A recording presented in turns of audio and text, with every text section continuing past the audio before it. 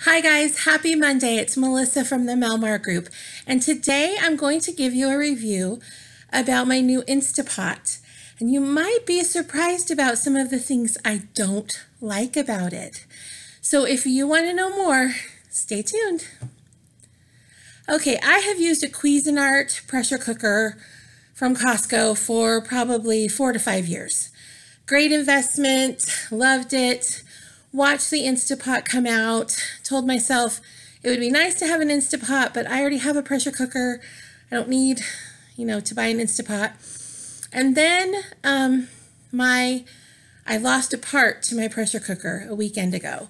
And my husband had bought me an Instapot a while ago, so we opened it up, pulled it out, used it. And I've used it a couple times, and I wanted to give you my thoughts on it versus other pressure cookers. So, sorry, thought I saw something in my teeth. Okay, so the Instapot, I believe I have the Duo, and I believe it's the 8-quart. And I have to tell you, it's really impressive when you pull it out. And I'm going to tell you some of the great things I love about it first.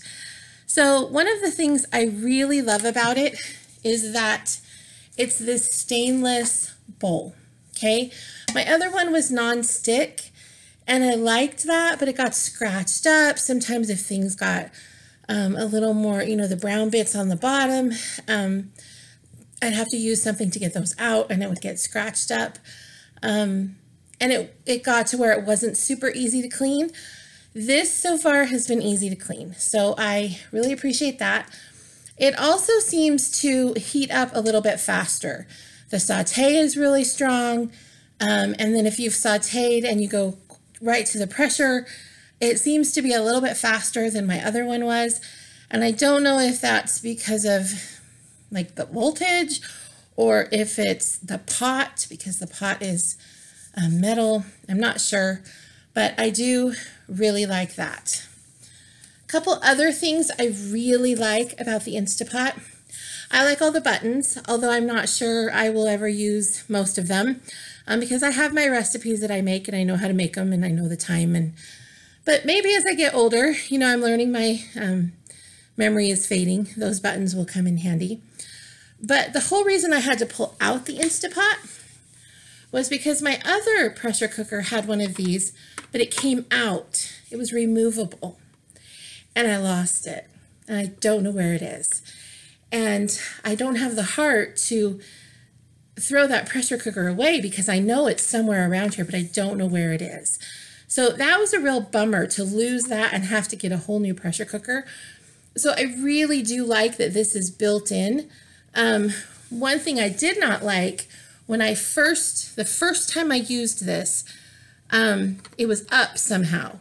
And I don't know if I can recreate it now, but it wouldn't come to pressure even though I had it on sealing. And so I had to get the notice that it wouldn't come to pressure and then push it down and do it to sealing. And ever since, it's been fine as far as that issue. I also like that it tells me when it's on. So when I put the lid on and I turn it, it does that little electronic noise. So I know that it's on all the way. I don't have to worry. Sometimes with my other one, you would think that it was on, but then you'd have some steam coming out around the lid and you'd realize you didn't have it on all the way. I do like this little knob too that drops down. I think it drops down when it comes up when it's at pressure and goes down when it's not. Another thing I really like is that the ring is in here. Let me pull out my lid from my other one so you can see the difference. Sorry about that. With the Cuisinart, you had this thing that you pull out. Oh my gosh, I found it. Oh wow, I found it on camera. Okay, I now have 2 pressure cookers. But with my Cuisinart, it has this separate piece that you pull out that the ring attaches to, which is nice, but yet another piece to deal with. So I'm so glad I did this video because some of the things I don't like about my Instapot, I can do in my old pressure cooker now. Sorry about that. So with the Instapot, it doesn't have that extra piece. It just has the lid itself, and then it has the ring that attaches with these little like clips that go around. So I like that it's not another piece to have to worry about, because sometimes you could put that piece in the Cuisinart and you might have it upside down or something and it wouldn't work. A couple things I don't like about the Instapot. It doesn't get real clean. The lid doesn't get real clean. And I'm not even sure, I guess I can put this whole thing in the dishwasher. If I can, please let me know. Not real thrilled about that. Where the pro to the Cuisinart was I could take that piece out and wash it with my plates or whatever in the dishwasher. Another problem that I have with the Instapot is it has now failed me on 2 recipes. I make grits for my husband every Sunday morning. I have done that for years, and I have done that over the past year in my pressure cooker. And I use the same recipe every time. I follow the same process every time. And I went to do it yesterday in the Instapot, and because the water gets soaked up by the grits, even though I had 4.5 cups of water, and I think, what was it, 1.5 cups of grits, it went to burn mode and it wouldn't cook them. It wouldn't come to pressure to cook them, which was a real bummer. And I never, ever had that in my Cuisinart. The other thing is I went to do a recipe that I saw on YouTube that was basically for steak bites. And basically it was beef that you cut up and then you put it in a flour consistency, browned it in the pan, and then added a broth or water and finished cooking it. And the person who did it added a little bit of the flour left over from the bag that they had been shaking the beef in into their Instapot. Well, I went to do that, and again, the water, even though there was sufficient water, the water was all soaked up by the flour. The flour thickened everything. And again, I got the burn mode on it. And that's a recipe that I've watched people do online that I know can be done.